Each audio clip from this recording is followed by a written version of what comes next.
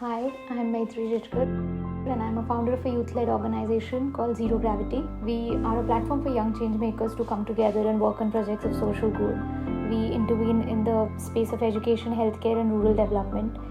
And we have really built upon our infrastructural makeover projects. So we transform government schools and shelters for children, women and aged into beautiful learning centers and comfortable homes for them to stay.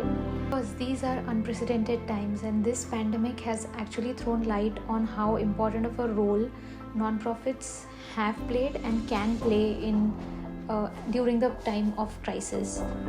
When the world was hit by this crisis, people who needed help and people who wanted to help both had no idea how to tackle this.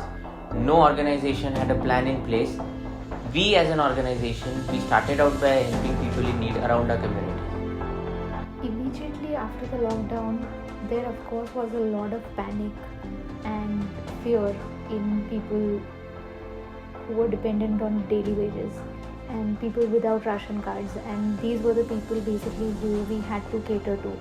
These people were people living in slums, in labor colonies, migrant workers who were stranded and had to be moved to shelters. So the first need that all of us identified was definitely food. And it started with a little bit of chaos for organizations to understand where exactly this is needed and how much. But everyone started with ration kits distribution and cooked food distribution.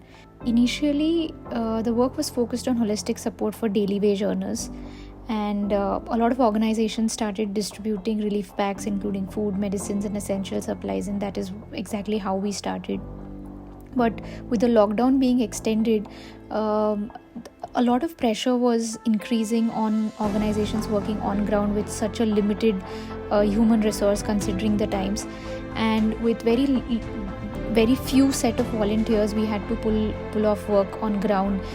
We had to carry on verifications before distribution just to avoid duplications. But it was amazing to see how different organizations were working in coordination with each other to lay down a good, well-planned strategy that would work on ground, and that really helped, especially in tier 2 cities.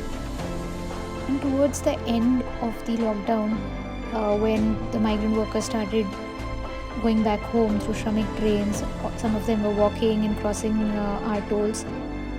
The workers boarding these Shramik trains or walking back home were not even equipped enough with basic essentials, right from food or sanitary napkins for women or food for newborn babies. And this is something that we try to cater to, and with all the work that a lot of organizations have done, they have shown deep commitment to building an inclusive, caring and more equitable India.